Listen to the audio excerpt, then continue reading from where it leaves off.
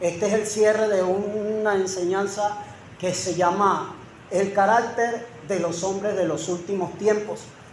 Y Pablo está sonando las alarmas, haciendo mucho ruido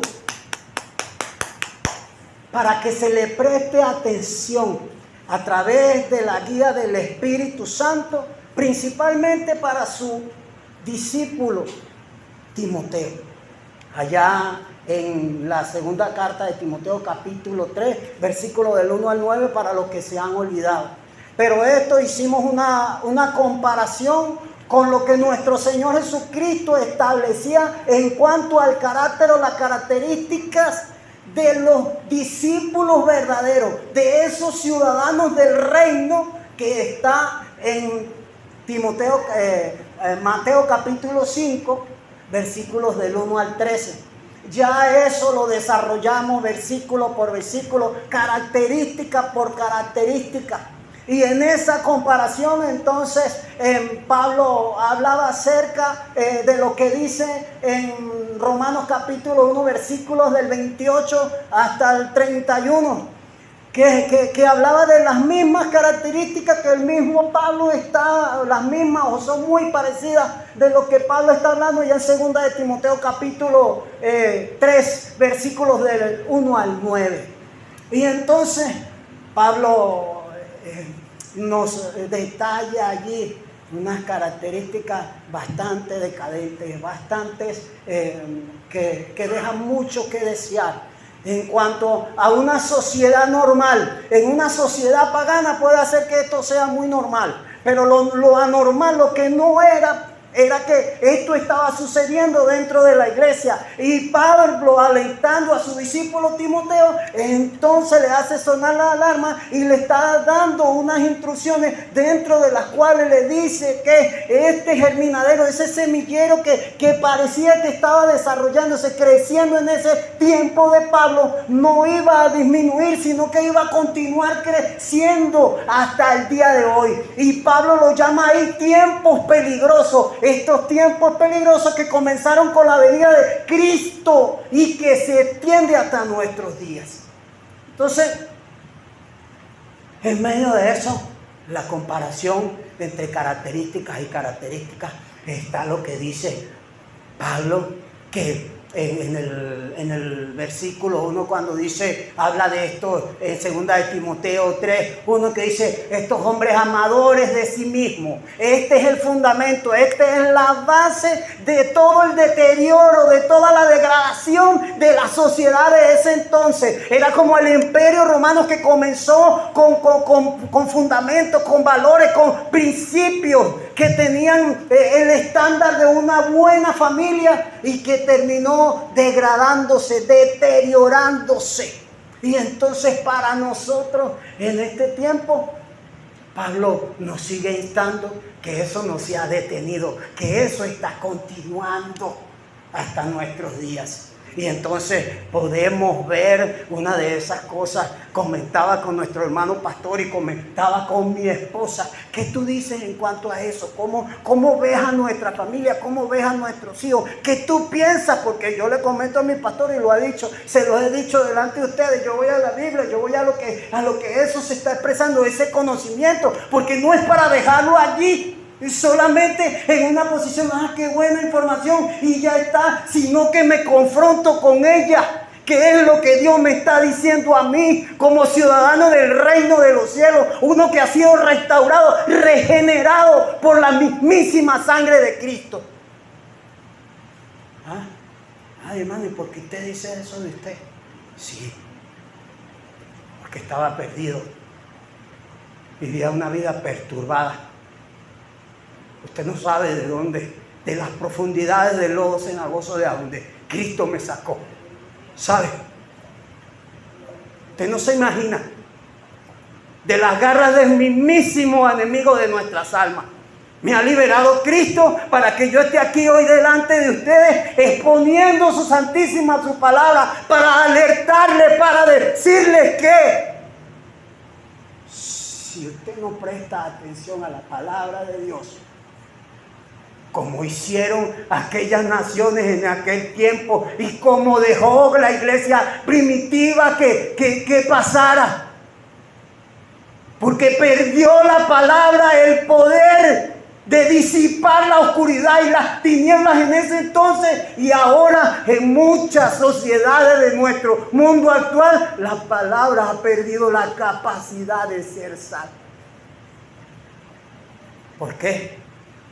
Porque solamente recibimos la información y después la dejamos tirada. Oímos por un lado y se nos sale por el otro.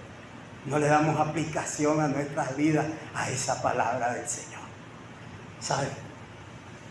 Entonces, el Señor, con este deterioro, el Señor hace una contraposición y nos alude y hace sonar las alarmas allí. Y le dice a los discípulos, no le está diciendo a cualquiera, le está diciendo a los ciudadanos del cielo, del reino, a usted y a mí, que lo primero por donde debe de comenzar ese discípulo verdadero, ese discípulo del reino, es por una absoluta y total dependencia de Dios. ¿Y dónde vemos eso? Usted lo puede ver allí, en Mateo, capítulo 5. ¿Oyó? Dice, y los pobres en espíritu. Bienaventurados los pobres en espíritu. Y estos pobres en espíritu es que estamos en bancarrota, que no poseemos ninguna cosa que podamos hacer por nuestras propias capacidades, por nuestras propias destrezas o habilidades que nos ayuden a ser mejores personas. Solamente en total dependencia, ¿sabe?, vertical de Dios hacia nosotros. Y entonces eso nos va a hacer mejores ciudadanos de forma horizontal. Entonces, entre usted y sus hermanos. ¿Sabe? Entonces, pero no solamente allí se queda. Voy a seguir desarrollando. Permítanme un minuto acá. Entonces, me encanta toda esta comparación. ¿Sabe? Voy a pasar por aquí algunas cosas que me interesan para ir a los puntos más esenciales. Sí. Entonces, también el Señor Jesucristo está diciendo lo que nos implica y en la bienaventuranza de Mateo 5:8. ¿Saben? Nada más estoy haciendo un resumen y después entraré en los 3 versículos que me quedan del pasaje.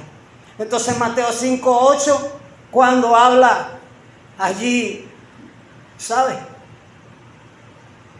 No es que la persona esté sucia.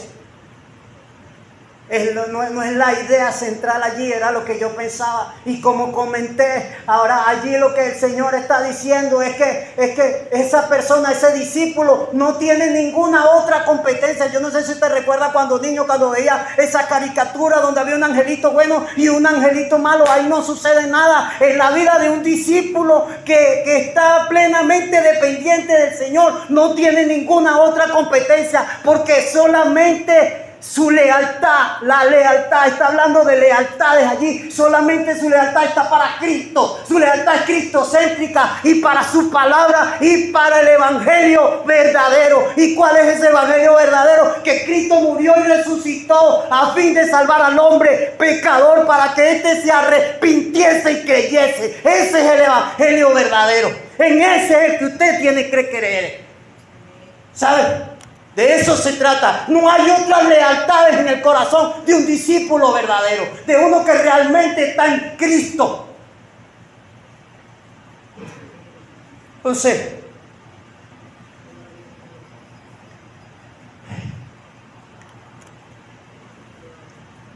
si queremos ser esos discípulos verdaderos, ¿verdad? Predicar ese evangelio verdadero, ¿verdad?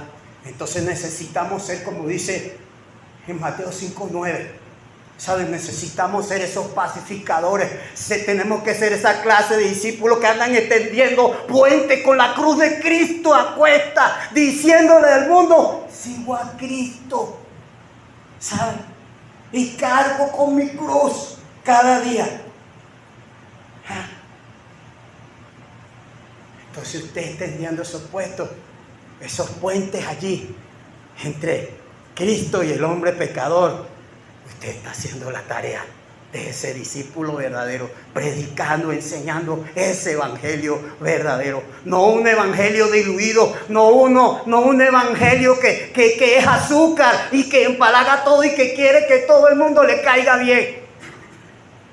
Vea, querido hermano, amo a nuestro hermano pastor, ¿sabe? Mi esposa, levanta la mano, esposa.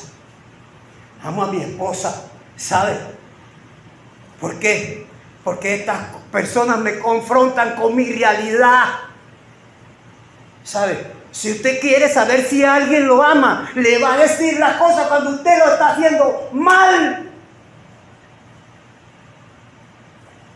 No es que le va a decir, ay, no, sí, qué chévere eres tú, ay, vente por aquí, nenito, ven. ¿Sabe? Ese no es el evangelio que se predica aquí. Ese no es el evangelio de Cristo. El evangelio que se predica aquí es el evangelio que te confronta con tu realidad. ¿Sabe? Entonces, esa clase de evangelio es como ese buen padre, ¿sabe? Que quiere exhortar y corregir a su hijo. Pero entonces se revisa el primero a ver en dónde ha estado fallando para poder entonces enfocarse y decirle a sus hijos la realidad de dónde están haciendo las cosas mal. Porque no lo sabe todo, porque no es perfecto, está siendo perfeccionado. Y ya lo hemos dicho, si usted me mira a mí, o si mira a nuestro hermano pastor, usted ya erró. Cantábamos que era, pon tu mirada en Cristo. Usted tiene que apuntar a Cristo. Usted tiene que querer ser como Cristo. ¿Y cómo era Cristo? ¿Qué le dijo a Pedro? Apártate de mí, Satanás, porque me eres piedra de tropiezo. Y andaba con él, dormía con él y lo amaba. ¿Sabe? ¿Cuánto más nosotros, que apenas estamos saliendo del cascarón, que apenas estamos comenzando a caminar en la vida cristiana? ¿Sabes? Nacimos ayer, no nos la sabemos toda, tenemos que vivir en absoluta y total dependencia al Señor para poder vivir de acuerdo a esas doctrinas, a esas enseñanzas establecidas por el Señor. Entonces, y en ese sentido, entonces, toda esa doctrina sana, esa doctrina que sana el alma, ¿sabe? Porque le revisa a usted y lo confronta con esa maldad allí. Y entonces, lo confronta. ¿Con qué? Como aquellos hombres del carácter de los últimos días que entonces eran amadores de sí mismos. ¿Y qué pasa con esa gente cuando es amadora de sí mismo? Que sacan a Dios de su vida y se entronan ellos mismos. Y si no está Dios, entonces ellos colocan cualquier otra cosa. Avaros, dice en la segunda característica, eso que quieren poner al dinero. ¿Sabe? Porque el hombre, cuando su corazón está vacío y no tiene a Cristo en su corazón, entonces trata de colocar otra cosa allí. Entonces, es el ser más miserable. Usted y yo somos los seres más miserables cuando no tenemos a Cristo en nuestro corazón, porque queremos poner otra cosa que no es Dios. ¿Y qué pasa? Que no estamos satisfechos, somos insaciables. ¿Saben? Y por eso es que somos miserables, porque no alcanzamos el grado de satisfacción, y en el único que se encuentra ese grado de satisfacción es en Cristo Jesús. No hay ninguna otra cosa que este mundo, que este sistema nos ofrezca que pueda darnos la satisfacción física, mental y espiritual que el hombre requiere. ¿Saben? Usted puede tener inteligencia, pero si usted no tiene la sabiduría que viene de Dios, dice el salmista en el Salmo 119, no sé si usted sigue la lectura, pero el salmista ya lo decía, tú me has hecho más sabio, 119, 60 y algo lo dice. Y si usted lee por ahí, el salmista está diciendo, no, su corazón se ha engrosado. ¿Con qué se ha engrosado? Con otras cosas que el hombre trae a su vida y las superpone por encima de lo que Dios ha establecido. ¿Y sabe por qué lo hace más sabio? ¿Sabe por qué el hombre en Cristo, en Dios, es más sabio? Porque le hace entender su realidad a través de sus mandamientos. Le dice, esto lo estás haciendo mal.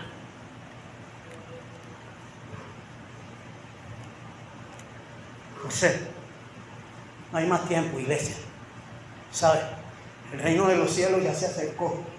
Cristo viene. ¿Sabe?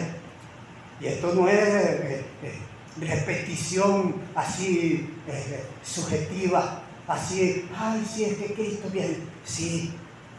Investigue, indague. ¿Sabe? Vea las verdades que están pasando en el mundo. ¿Sabe? En la política internacional, mire nada más cómo por el ganar el presidente electo Donald Trump, ya Rusia le ha dicho ha dicho que ya Occidente no lo reconoce su enemigo. Y Netanyahu y el Hamas ya están diciendo que va a haber paz porque ellos se están colocando de acuerdo, porque ahora como Trump ganó, entonces ahora sí va a haber paz. Sí va a haber paz. Mentira. Mentira. La Biblia lo establece. Cuando el hombre hable de paz es porque va a venir más guerra. ¿Saben? Entonces vean, miren, esos son indicadores, son así, detallitos, perlitas que les estoy dejando. Siempre le digo, mire, la palabra de Dios, el periódico para mañana, no ni siquiera el de hoy, el de para mañana. Indague, querido amigo, investigue, utilice la capacidad de análisis que Dios le ha dado, formule un pensamiento crítico en el cual usted pueda ver las diferentes informaciones y usted pueda tomar un criterio propio y decir, oye, sí, la venida de Cristo está cerca. Esa es la realidad. Usted puede tomar todas esas herramientas que el conocimiento secular le permite. Usted puede usarlas de la mejor manera. El aprendizaje significativo de los psicólogos y todas estas grandes teorías, ¿para qué? Para que usted la aproveche, para que usted le pueda hablar a un intelectual, para que usted le pueda decir a cualquiera que no posea el conocimiento que verdaderamente en Cristo es que está la solución de este mundo perdido.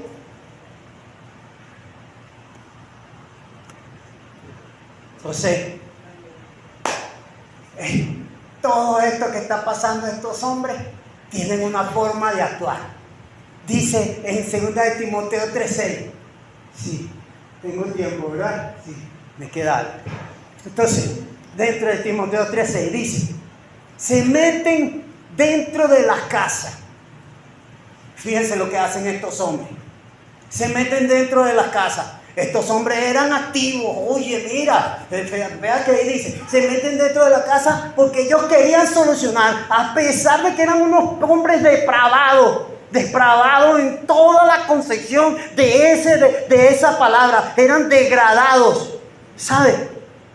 Se habían degradado moralmente, éticamente, de valor, ¿sabe? Entonces querían llegar a solucionarles los problemas a la gente dentro de sus casas. Miren cómo estaban actuando. La idea aquí es que se meten dentro de las casas como serpientes, bien sigilosos así.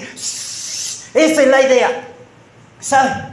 Y podemos verlo. Les voy a plantear tres ejemplos. En Judas 1:4 han entrado a la iglesia. Le voy a leer, dice. Le voy a leer para que no lo busque, tome nota solamente. Porque algunos hombres han entrado encubiertamente, hombres impíos, niegan a Dios y a Jesucristo el Señor. Mire la esencia de lo que es. Se meten en las casas queriendo solucionar los problemas y lo primero que hacen es que niegan a Dios y a Jesucristo. Lea ahí, hermano, lea para que se documente. No vaya a decir que es el hermano Guillermo que está diciendo esto, ¿sabe? Entonces entran con ese sigilo en la iglesia. Seguimos por ahí. En Gálatas 2:4. Entonces, con esa idea de ese sigilo, entonces dice que hay hermanitos también que se introducieron a escondidas, ¿Y para qué es lo que estaban haciendo? ¿Para qué se introducían? Para ver cómo nos conducíamos, cómo actuábamos, con la libertad en que andamos en quién, en Cristo. Estos hombres haciendo entre toda su perversión cosas en contra de la persona de Jesucristo. ¿Saben? En contra de todos los instituidos. El pastor de nosotros ha enseñado. Donde vemos a Cristo allá en el Antiguo Testamento y ha estado enseñando en forma de dar. Y estaba hablando de cómo podemos ver a Cristo. Y yo le digo una cosa, saliéndome un poquito, abstrayéndome allí. Y quiero decirles algo acerca de eso, del dar. Cuando nuestro pastor estaba enseñando, en mi mente vino algo. Decía, cónchale, me recordé de lo que hizo el Señor Jesucristo cuando llegó la viuda a dar de todo lo que tenía. ¿Y a quién llamó? Llamó a los discípulos, a los primeritos que llamó. Le dijo, vengan acá, mira lo que ha hecho esa viuda. Y entonces el pasaje dice que la viuda dio todo lo que tenía, su sustento. Ahora yo les pregunto, Él les dice a los discípulos, mira, todo esto ha dado de lo que les sobra. Pero esta viudita dio todo su sustento. Y entonces les comentaba yo a las personas que se van a bautizar en una de las clases. Usted tiene que entender acerca del dar, tiene que entenderlo, pero tiene que convertirse también su bolsillo. Hablando así, en un ejemplo, ¿cómo se convierte su bolsillo? Es que Dios es el dueño de todo. Y nos dijo allá en la antigüedad, y que algunos en este tiempo tienen en contraposición acerca de ese diezmo, ¿sabe? De ese dar, ese 10%. Ahora Cristo, bajo la gracia, entonces presenta la ofrenda. Pero si usted se pone a ver dentro del contexto, en lo que Cristo está presentando esa ofrenda de la viuda, es que la ofrenda es más que el diezmo. ¿Sabe? Entonces, ¿qué pasa? ¿Qué pasa allí? El hombre se quedó, en las iglesias se quedaron diezmando porque el bolsillo no se les había convertido. Se adaptaron de eso porque era menos, ¿saben? Pero la realidad es que cuando usted venga ahora bajo la gracia en el Nuevo Testamento, la doctrina neotestamentaria, que es la ofrenda, entonces usted tiene que pensar que cuando vaya a dar, ¿sabe?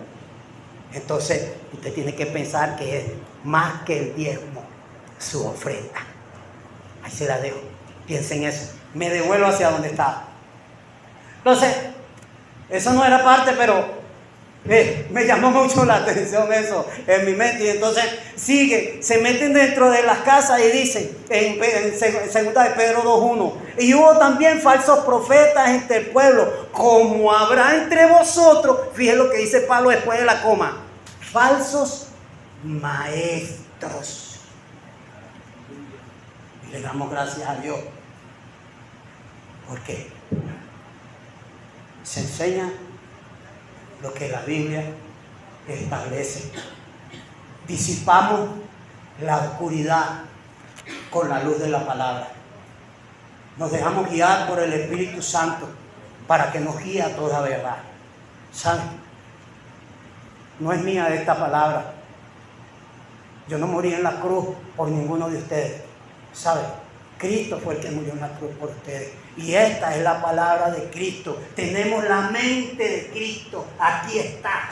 Para que nosotros nos apropiemos de todos esos conocimientos habidos y por haber en la mente del Señor. Para implementarlos, para ponerlos en práctica en nuestra vida. Para que nuestra realidad de ahora sea transformada y transformadora de nuestra familia y de nuestra sociedad. Entonces, ¿qué les queda, queridos hermanos? Fíjense, se meten en las casas entonces para hacer todas estas cosas. Y las víctimas, miren las víctimas, que habla de estas víctimas. Aquí habla habla en ese 13 de una mujercilla llena de pecado. ¿Sabes? Aquí no habla de hombre, pero como es amplia la palabra, también podemos pensar que había hombres que pudieran ser que estaban también en esta condición. Pero en principio Pablo apunta a la mujer. ¿Y por qué Pablo apunta a la mujer? Bueno, porque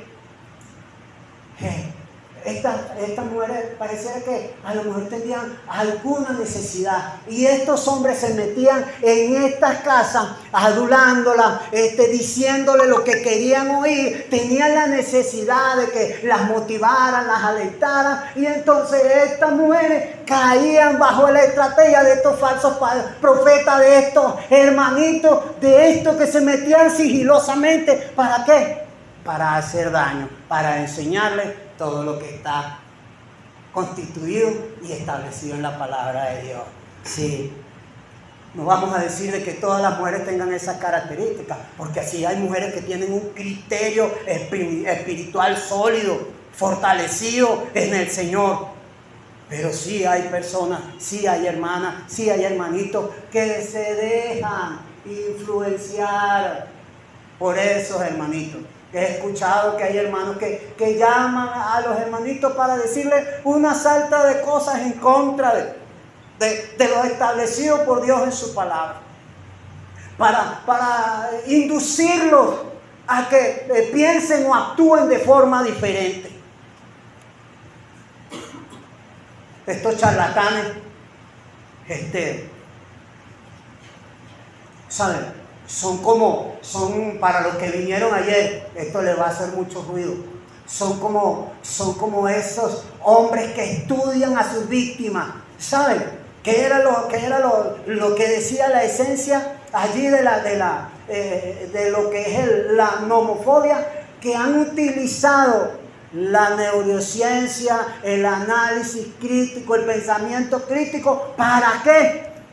Para influenciar a las personas a que vivan entonces como robocitos, como androides, controlados por el bendito teléfono allí. Ojo, no estoy diciendo que el teléfono para algunas cosas bien utilizado no es una fortaleza, no es una herramienta que se puede utilizar para desarrollar cosas. Yo en la pandemia viví pegado del teléfono cuando estudiaba el pregrado. Y ahora cuando estoy en posgrado, estoy todavía pegado al teléfono, vivo pegado al teléfono en las clases, porque la mayoría de las clases que he tenido son online, solamente 2 clases presenciales. Y créanme que estudio yo, porque estoy haciendo 2 cosas a la vez. El mes pasado andaba que me jalaba de las greñas allí pensando en eso, y me confronté con yo mismo con toda esa información que el pastor nos estaba dando, y yo decía, cónchale Señor, pero ¿cómo hago? Y yo me comprometí a hacer especialización y maestría. Estoy haciendo 2 cosas a la vez, ¿sabes? Es una suma horrible de cualquier cantidad de información. Usted no se imagina. Pero entonces todo eso está creando una influencia en nosotros para tenernos controlados. ¿Sabes? Un pensamiento único. No pienses, no tengas pensamiento diverso, no hagas, solamente estar allí, controlados como unos tontos. Así, como los caballos cuando van en el hipódromo, que le ponen los aparaticos que van aquí, que se llaman gringolas. Un solo camino, allí, eso. Entonces, esos hombres son estrategas y andan trabajando así en esos hogares con esa mujer y con esos hombres. Y eso es actual, eso es ahora. No es solamente cuando de Pablo, ahora eso se ha recrudecido. Ahí el control social, queridos hermanitos, si usted no lo sabe, apréndase esa palabrita. ¿Sabe? Con eso de las redes sociales y con otras cositas más, que no voy a tocar aquí porque no es saludable hablarlas aquí desde el púlpito. Entonces, estas mujeres son arrastradas allí, ¿no? Entonces, la idea es que presumimos es que estas mujeres, sobre todo, tenían falta de atención, ¿sabes? Y ellas cedían, pues, a este tipo de situaciones. Entonces, según dice siempre aprendiendo y nunca llegan a la verdad. Entre 7. La idea aquí es que siempre tienen un interés por algo, pero están saltando de un lado para otro. Ay, no, la nomofobia, el pastor habla de la nomofobia. No, allá en la universidad X van a hablar de tal cosa. No, aquí el hermano Guillermo va a enseñar sobre esto. Siempre anda saltando. Y en medio de esos saltos, en medio de ese querer aprender, en medio de ese aprendizaje, escuchan en algún momento la verdad. Pero como les interesa estar saltando, entonces escucharon la verdad y ya después de eso no les interesa y se van a escuchar otra cosa. Siempre, por eso es que nunca terminan de llegar al conocimiento de la verdad. ¿Sabe? ¿Cuál verdad? La verdad de Cristo. ¿Sabe? Del evangelio verdadero. De eso estamos hablando. Esa gente siempre anda saltando allí. Entonces, estas chicas, estos hermanos prefieren escuchar a esos charlatanes, como ya ustedes hemos conversado, estas clases de charlatanes que montan su show hablando de prosperidad y de otras cosas, de otras enseñanzas, de otra doctrina, para desviarla, para que se desenfoquen y entonces cedan a sus pretensiones, porque de paso que las hacen salir de la verdad, ellos quieren conseguir el resultado de eso. Casi nada quieren conseguir, aparte que ya les están causando un daño, les están lesionando, las están perjudicando, más todavía quieren conseguir un fruto de esa maldad que le están haciendo. Pero ellas nunca terminan de aprender. Entonces, el apóstol Pablo habla de un ejemplo aquí. Un ejemplo aquí en el Antiguo Testamento habla de Janes y Jambres. Estos Janes y Jambres eran unos magos, brujos, hechiceros, sabios que tenía el faraón. Y la idea aquí es, si quiere tomar la cita, está en Éxodo 7, del 11 al 3. Ojo allí, ¿ok? Entonces usted solamente después lo lee, del 11 al 3, y dice así: entonces llamó también Faraón a los sabios hechiceros y hicieron también lo mismo los hechiceros de Egipto con sus encantamientos. Que era que ellos estaban copiando, estaban imitando los que estaban haciendo, ¿quién? Moisés y Aarón. Ellos estaban imitando, estaban haciendo unas copias del carbón de todo lo que hacían. Entonces, así continúan haciendo hoy estos hombres, estos charlatanes, estos que montan su show. Entonces andan copiando lo que los verdaderos siervos de Dios, los verdaderos discípulos hacen para servir, para agradar a su Señor. Ellos predican, ellos enseñan, ellos imitan todas esas cuestiones. Una vida de espiritualidad y de religiosidad. Son muy buenos. Parece que sacaran una copia al carbón para imitar a los hombres de Dios, a esos hombres que quieren agradar a su Señor, para servir a su Señor. Entonces, con la idea de que imitan a los siervos de Dios, porque se meten en las casas. ¿Para qué? Imitando a los siervos de Dios, porque así como hacían a Faraón, para que Faraón no escuchara la voz de Dios a través de Moisés y Aarón, para que apartara a Faraón de lo que Dios le estaba diciendo, de lo que Dios le estaba indicando. Y así hacen en los días de hoy. Entonces imitan a los siervos de Dios para apartar a las personas del Señor. Así andan copiando, son imitadores perfectos. Mire, utilizan hasta la neurociencia, ¿sabe? Hasta la neurociencia para desarrollar los temas y hablar y configurar de la manera y la forma más estratégica posible para poder tener poder de convencimiento. Pero eso no es de Dios. Eso no es la palabra de Dios guiada por el Espíritu Santo. Eso no instruye, no le dice al hombre su realidad, que es pecador y que si no se arrepiente se va a una eternidad sin Cristo. Esa es la verdad. ¿Sabe? Cristo No importa todo el conocimiento que ellos puedan adquirir, neurociencia, análisis crítico, pensamiento crítico, todas las formas y métodos de enseñanza y aprendizaje que puedan emplear. Eso no es la palabra de Dios. ¿Sabes? Te damos gracias, Señor. Hay que tener mucho cuidado. Hay gente que están fascinadas con eso de los milagros y las cosas. Hay gente que le gusta mucho eso. ¿Sabes? Se dejan engañar. Se dejan sacar del contexto, de la realidad de la palabra del Señor. De la verdad que transforma la vida de un hombre que andaba perdido. ¿Sabes? Y que lo llama a su luz admirable. Para hacer luz y sal de la tierra. Aleluya. Entonces, hombres corruptos de entendimiento. Estos hombres tienen la mente corrompida porque solamente quieren conseguir su fruto.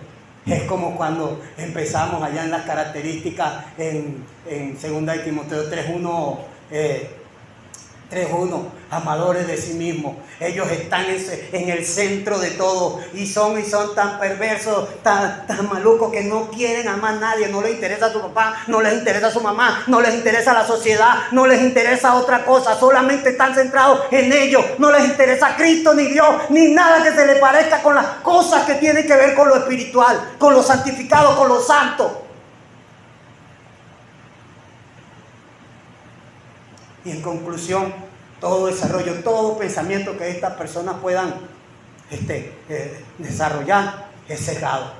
¿Por qué? Porque como les dije allá en el Salmo, el único que hace más sabio al hombre es el Señor, a través de sus mandamientos y estatutos. Esa es la sabiduría que viene de Dios. ¿Y sabe por qué el hombre se vuelve sabio? Porque el hombre entonces entiende, adquiere la capacidad de poder discernir, sabe elegir entre lo bueno y lo malo. Y al que no sabe, sabe hacer lo bueno y no lo hace, escuche, le es contado como pecado. Y no es pecado como la gente cree que, ay no, sí, que la mentira, que la inmoralidad sexual, que el homicidio, que estas cosas. Todo lo que lo aparte usted de una vida cristocéntrica establecida aquí en la palabra de Dios, le es contado como pecado.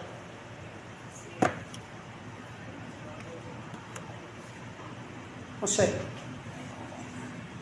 Reprobos en la fe. ¿Sabes? Y no hablando de la forma genérica de eso que al que cree todo le es posible. No, nada de eso, ¿sabes? Sino que esto tiene que ver con toda la verdad revelada desde el Génesis hasta el Apocalipsis. Esta es la forma de vida, este es el manual de vida, el manual de instrucción. No hay otra forma, no hay otro método, no hay otra manera.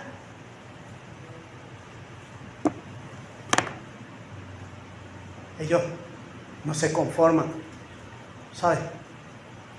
Quieren hacer lo que quieren, como quieren, cuando quieren. Pero Dios ya les tiene su merecido, ya les tiene su recompensa. Entonces, aquí Pablo termina en el 3:9, en esta parte del pasaje, y dice que, ¿cuál será el fin de estos hombres? ¿Sabes cuál será el fin? Dios tiene un límite para todo. Y así hubo para los hechiceros esto, y para los falsos maestros, para los hermanitos, para esos que se estaban metiendo en la casa de las mujeres y las arrastraban allí.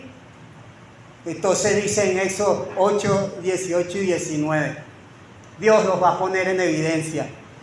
¿Sabe que llegó un momento en que estos hechiceros, en que estos magos no pudieron imitar lo que hacían Moisés y a Aarón? No lo podían imitar. Y así como ellos no pudieron imitar lo que hacía Moisés y Aarón, así va a llegar un tiempo en que no van a poder imitar a los verdaderos discípulos del Señor. ¿Sabe? Va a llegar ese tiempo. No podrán ir más adelante. Y una cosa, ¿cómo es que lo van a poner en evidencia? En Éxodo 9:11 Mire, la evidencia. Ellos tenían la picadura de los piojos. ¿Saben? La picadura de los piojos se veía en sus caras, en el cuerpo, dice allí el pasaje. Entonces Dios le va a demostrar a los verdaderos creyentes que Dios sí tiene un límite para todo y que esta generación perversa ya tiene sus días contados. El Señor ha establecido un tiempo para su regreso. ¿Sabe? Él dijo que volverá. Y Dios cumple lo que promete. Aleluya, alabo a mi Dios, porque es fiel, justo y verdadero. No importa si aparecen, si desaparecen o permanezcan, su tiempo está contado. Hasta ahí van a llegar. No hay más. Están puestos en evidencia. Puse esto y lo escribí para terminar. Le voy a leer los pensamientos que escribí. Para terminar, dice, el creyente tiene que afirmarse. No son tiempos como para negociar. La vida cambió, ¿sabe, queridos hermanos? Pero a la gente parece que se le olvidó la pandemia. Ya se le olvidó. No sé. Pero eso cambió. Y estamos en esa recta final. El Señor viene. Entonces, no es tiempo para ir a medias. La corriente es muy fuerte y nos puede arrastrar, así como arrastraba a esas mujeres, ¿sabes? Y a esos hombres. La corriente nos puede arrastrar porque hay ese cúmulo de gente que dice llamarse cristiano, pero no son cristianos verdaderos. Pero usted y yo, que estamos escuchando hoy, que estamos alertados, ¿sabe? De lo que la palabra de Dios está enseñando, de lo que Pablo, inspirado por el Espíritu Santo de Dios, y lo que el mismo Señor Jesucristo, inspirado por el Espíritu Santo también, nos alerta. ¿A dónde y qué tenemos que cambiar?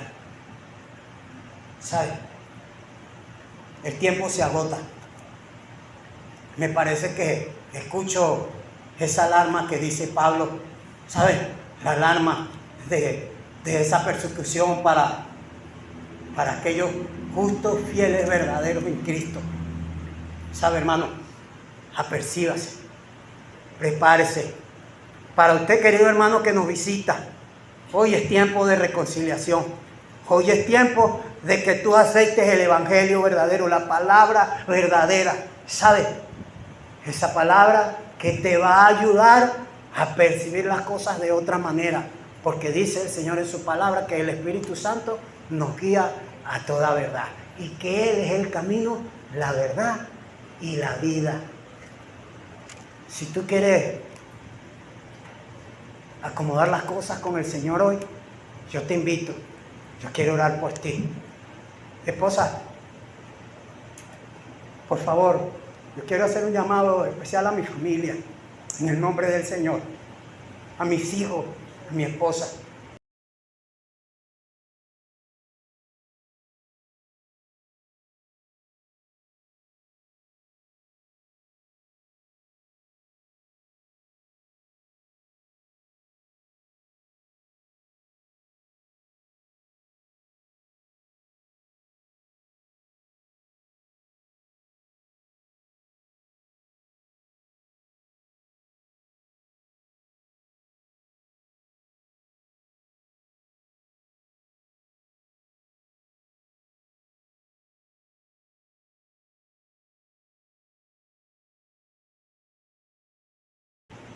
¿Sabe?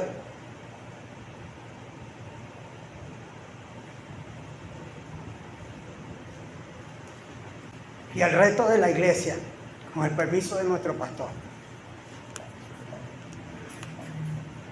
Perdóname, iglesia, si no he hecho cosas que debería hacer. Perdóname, esposa, perdóname, hijo, perdóname, hija. ¿Sabe?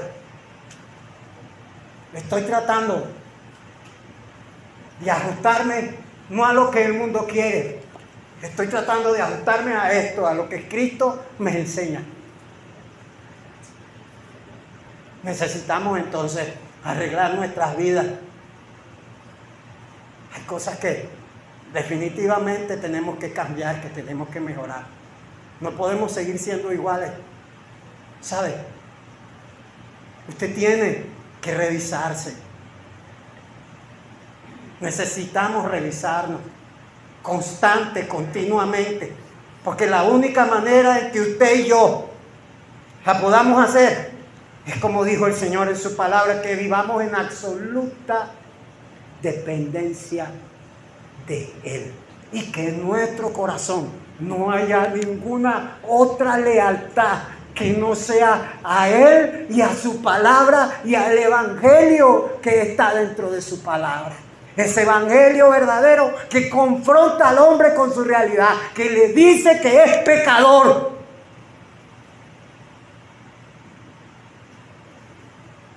¿Sabe? Yo no sé quién se quiere parar, quién quiere reconciliarse con el Señor, quién quiere ajustar sus cosas delante de Él.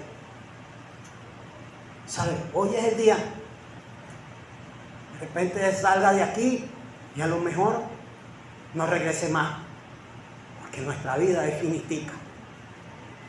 Hoy estoy vivo, mañana no sé, pero hoy yo quiero arreglar mis cosas con el Señor, delante de Dios, delante de los hombres, con mi familia y con la iglesia.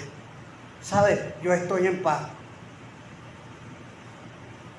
Lo único que quiero de verles es el amarles así como Cristo amó la iglesia. Quiero amar a mi esposa, quiero amar a mis hijos. Pero amarlo no significa que le voy a dejar de hacer las cosas que ellos quieran. Vamos a conversar democráticamente, vamos a negociar, pero necesitamos arreglar las cosas delante de Dios. ¿Sabe? Le invito a que esté de pie, querido hermano. Hermano pastor, si quiere orar, hermano pastor, por nuestras vidas, ¿sabe? Por nosotros, por la iglesia.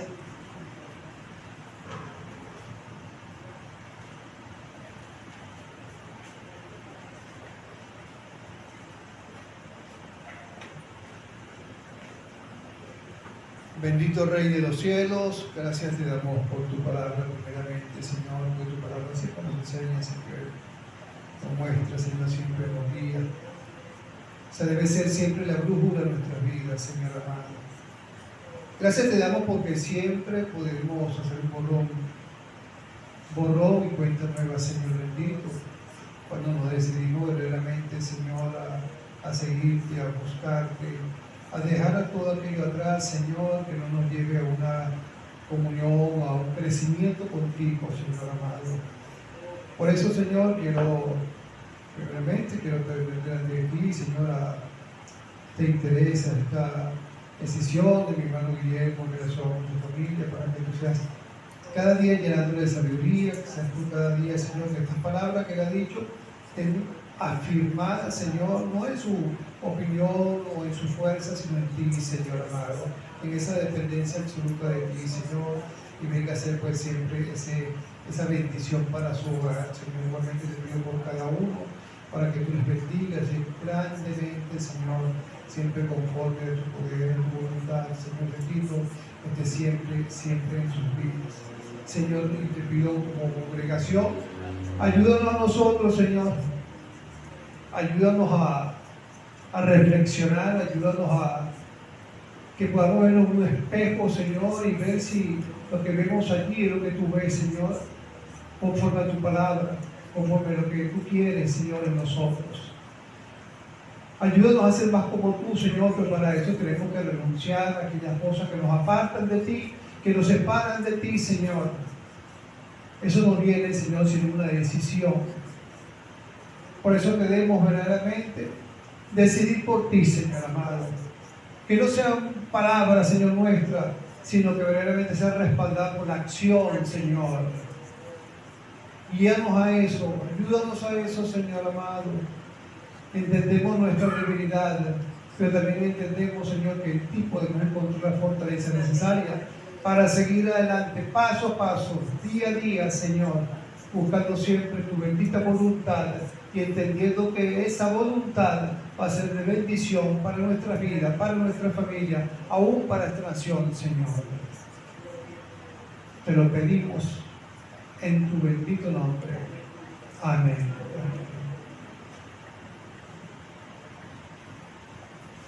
Y yo quería, obviamente, yo me mando lo hizo, pero saber si hay alguien acá en este día que quiere renunciar a las cosas viejas. Dice la palabra de Dios que cuando decidimos por Cristo, las cosas viejas pasaron y que Él hace nueva todas las cosas, todos aquellos errores que hayamos cometido, todo aquello que no ha estado bien delante de Él, pasa cuando entendemos nuestros pecados, cuando nos arrepentimos, cuando lo confesamos delante de Él.